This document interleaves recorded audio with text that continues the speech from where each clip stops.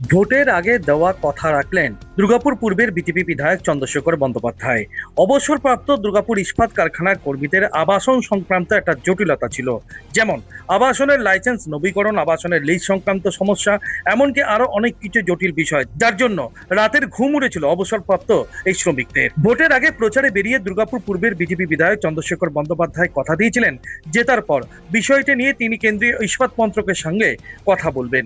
সেই মোতাবেক বুধবার দুর্গাপুর ইস্পাত কারখানার অবসরপ্রাপ্ত কর্মীদের নিয়ে বিধায়ক চন্দ্রশেখর বন্দ্যোপাধ্যায় যান দুর্গাপুর ইস্পাত কারখানার নগর প্রশাসনিক দপ্তরে।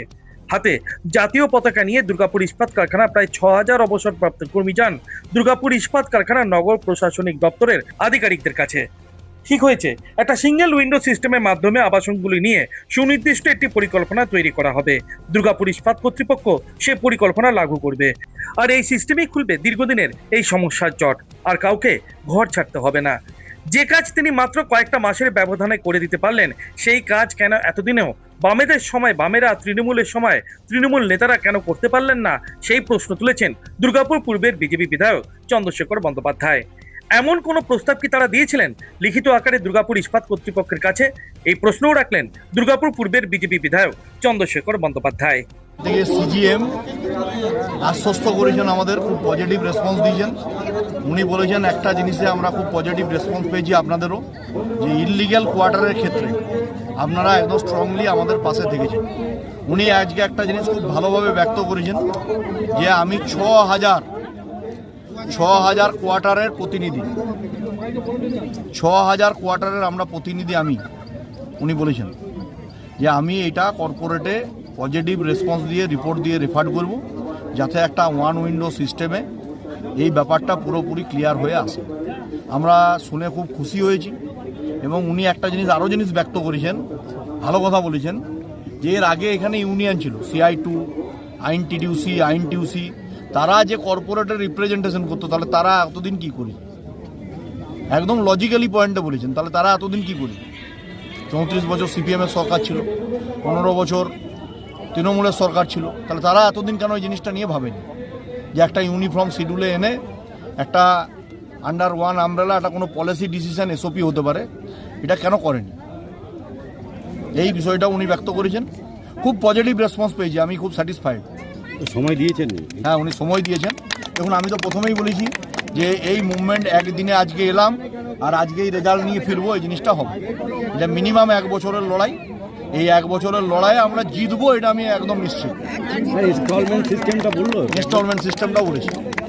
উনি সেটাকেও অ্যাপ্রিসিয়েট করেছেন যে ফান্ডটা আমাদের কাছে যেন আসে, 100% আসবে, ওটাকে ইনস্টলমেন্ট করতে হবে। ঠিক। বুধবার হাতে জাতীয় পতাকা নিয়ে দুর্গাপুর ইস্পাত কারখানার নগর প্রশাসনিক দপ্তরে হাজির হন দুর্গাপুর ইস্পাত কারখানার অবসরপ্রাপ্ত শ্রমিক ও তাদের পরিবার পরিজনেরা।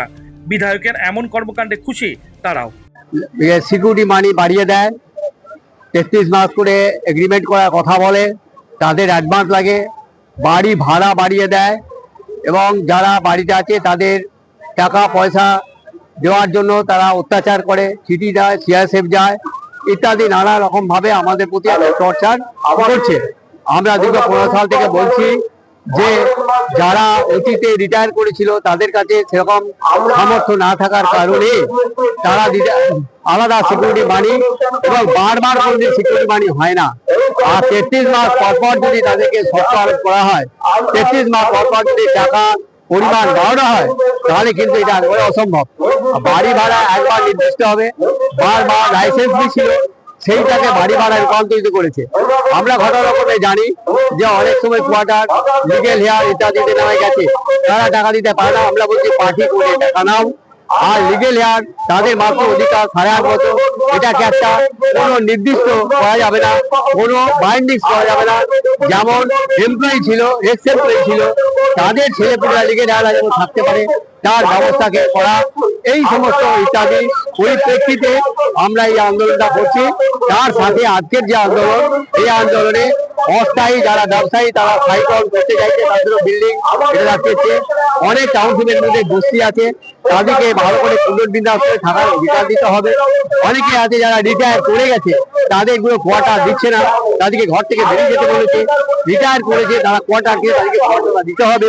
যাদের গ্র্যাজুয়েটি টাকা আটকে আছে তাদেরকে কোয়ার্টারের মধ্যে সুস্থ সমাধান করা যায় এবং এই লাইসেন্স অ্যাসোসিয়েশনে যারা আছে তারা যাতে স্থায়ীভাবে ভালোভাবে থাকতে পারে তার একটা সুবন্দোবস্ত করার জন্য আমাদের এটা আন্দোলন।